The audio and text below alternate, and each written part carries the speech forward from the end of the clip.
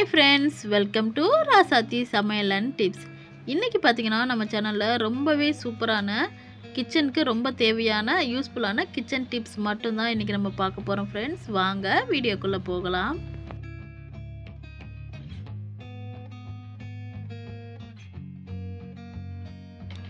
இப்போ நம்ம பார்க்க போகிற ஃபர்ஸ்ட் டிப் பார்த்திங்கன்னா வெண்டைக்காய் வந்து பார்த்திங்கன்னா நமக்கு ஃப்ரெஷ்ஷாக இருக்கிறது, அதாவது பிஞ்சியது முத்தனது எதுன்னு பார்த்தா தெரியாது, பார்க்க எல்லாமே ஒரே மாதிரி தான் இருக்கும். அதுக்கு வந்து ஒரு சின்ன டிப்ஸ் பார்க்க போகிறோம்.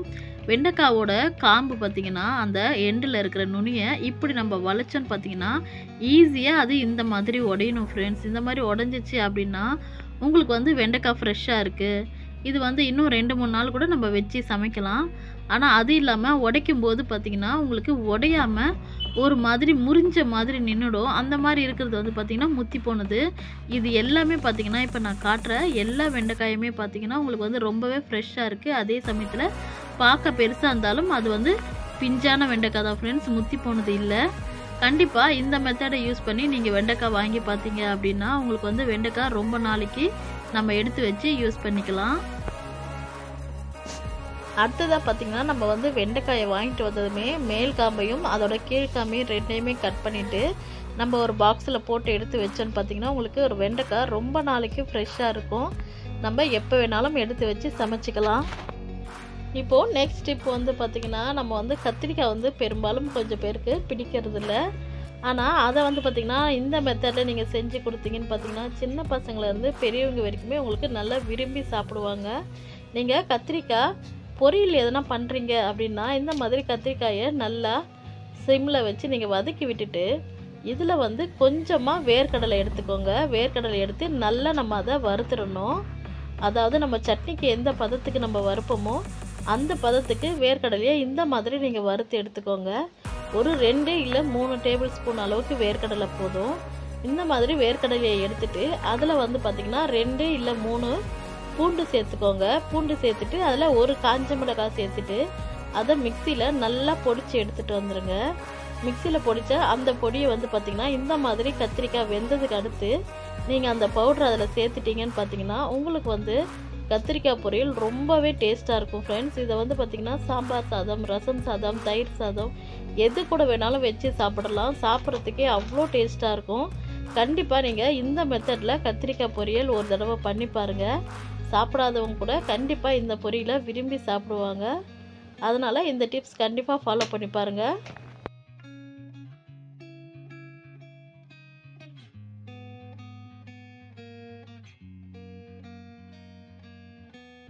இப்போது அடுத்த டிப்ஸ் என்னன்னு பார்த்தீங்கன்னா நம்ம வந்து தேங்காய் எப்படி ஈஸியாக உடைக்கிறது அப்படின்னு சொல்லிட்டு தான் ஃப்ரெண்ட்ஸ் பார்க்க போகிறோம். மார்னிங் டைமில் பார்த்தீங்கன்னா நமக்கு இருக்கிற ஒர்க்கை விட இந்த தேங்காய் சட்னி அரைக்கிறதுக்காக தேங்காய் உடைக்கிறதே பெரிய சவாலாக இருக்கும். தேங்காய் எப்படி ஈஸியாக உடைக்கிறது சொல்லிட்டு நான் ஆல்ரெடியே ஒரு டிப்ஸ் வீடியோவில் போட்டிருப்பேன். அப்படி அதை பார்க்காதவங்க இந்த டிப்ஸை பாருங்கள். இதுவும் வந்து ஒரு சூப்பரான டிப்ஸ் தான். நார்மலாக பார்த்திங்கன்னா நம்ம வந்து சாமி கும்பிடும் போது தேங்காய் உடைக்கிறதுக்காக தேங்காய் வந்து ஃபஸ்ட்டு தண்ணியில் நனைச்சி எடுத்துகிட்டு வந்து உடைப்போம் இல்லையா, அது வந்து பார்த்திங்கன்னா எதுக்குன்னு நமக்கு தேங்காய் வந்து தண்ணியில் நல்லா ஊறிச்சின்னு பார்த்திங்கன்னா தேங்காய் உடைக்கும் போது ஈஸியாக 1 இல்லை 2 அடியிலே உங்களுக்கு வந்து தேங்காய் கரெக்டாக ரவுண்டு ஷேப்பில் உடஞ்சி வந்துடும். அதுக்காக தான் பார்த்திங்கன்னா நம்ம வந்து தேங்காவை தண்ணியில் நனைக்கிறோம். அதே மெத்தட் தான் இப்போ நம்ம ஃபாலோ பண்ண போகிறோம்.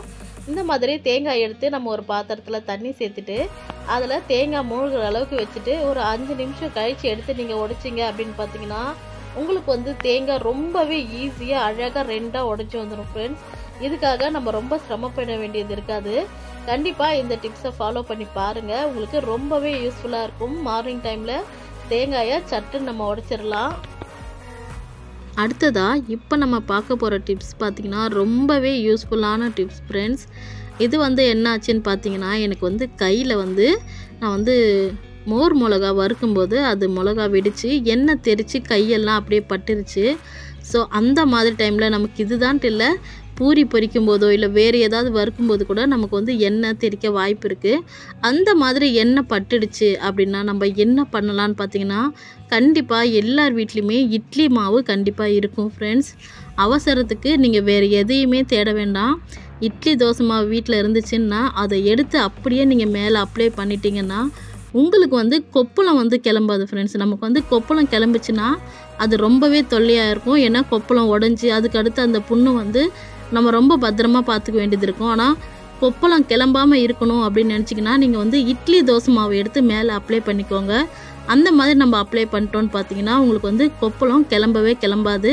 அதுக்கு அடுத்து கூட நீங்கள் மாவை ரிமூவ் பண்ணிவிட்டு நீங்கள் நார்மலாக ஏதாவது ஆயில்மெண்ட் இருந்தால் கூட நீங்கள் ஆயில்மெண்ட் எடுத்து பூசிக்கலாம். நான் வந்து பார்த்திங்கன்னா இட்லி தோசை மாவு தான் ஆட் பண்ணேன். கையில் போட்டதுமே பார்த்திங்கன்னா உங்களுக்கு எரிச்சல் கூட கம்மியாயிடுச்சு. கொப்பளமும் கிளம்பாது. இப்போ வந்து என்னோடய கை பார்த்திங்கன்னா உங்களுக்கு தெரியும், எந்த புண்ணு கொப்பளம் எதுவுமே கிளம்பலை. அப்படியே பார்த்திங்கன்னா அந்த எண்ணெய் ஊற்றுனது அப்படியே அமிங்கிருச்சு. வலியும் பார்த்திங்கன்னா ஒரு நாள் வரைக்கும் தான் ஃப்ரெண்ட்ஸ் இருந்துச்சு. உங்களுக்கு வந்து பார்த்திங்கன்னா அதுக்கப்புறம் நான் ஆயில்மெண்ட் எல்லாம் போட்டு சரியாயிடுச்சு. ஆனால் நம்ம மாவு தடவாமல் விட்டுருந்தோன்னு பார்த்திங்கன்னா கண்டிப்பாக கொப்பளம் கிளம்பி இருக்கும். நம்ம வீட்டில் எப்பயுமே மருந்து இருக்கும் அப்படின்னு சொல்ல முடியாது இல்லையா? ஆனால் கண்டிப்பாக நம்ம வீட்டில் இட்லி தோசை மாவு இருக்கும். கண்டிப்பாக இந்த டிப்ஸ் எல்லாருக்குமே யூஸ்ஃபுல்லாக இருக்கும்னு நினைக்கிறேன். வாங்க நம்ம நெக்ஸ்ட் டிப்ஸ்குள்ளே போகலாம். நம்மளோட வீடுகளில் பெரும்பாலும் பார்த்திங்கன்னா சாம்பார் தான் அடிக்கடி எல்லாருமே வைப்போம். அந்த மாதிரி நம்ம சாம்பார் அடிக்கடி வைக்கிறதால நமக்கு வந்து பருப்போட செலவு அதிகமாக ஆகும். அதை எப்படி நம்ம சிம்பிளாக நம்ம வந்து அதை கம்மி பண்ணிக்கலாம் அப்படின்னு சொல்லிட்டு பார்க்கலாம். நம்ம இப்போ ஒரு டம்ளர் அளவுக்கு துவரம் பருப்பு எடுத்துக்கிறோன்னு பார்த்திங்கன்னா அதில் 1/4 டம்ளர் அளவுக்கு சிறுபருப்பு எடுத்துக்கோங்க. இந்த மாதிரி 4ல் 1 பங்கு நம்ம சிறுபருப்பு சேர்த்து வைக்கிறதால பார்த்திங்கன்னா உங்களுக்கு வந்து சாம்பார் ரொம்பவே திக்காக இருக்கும். அதே சமயத்தில் சாம்பாரோட டேஸ்ட்டும் உங்களுக்கு ரொம்பவே நல்லாயிருக்கும் ஃப்ரெண்ட்ஸ்.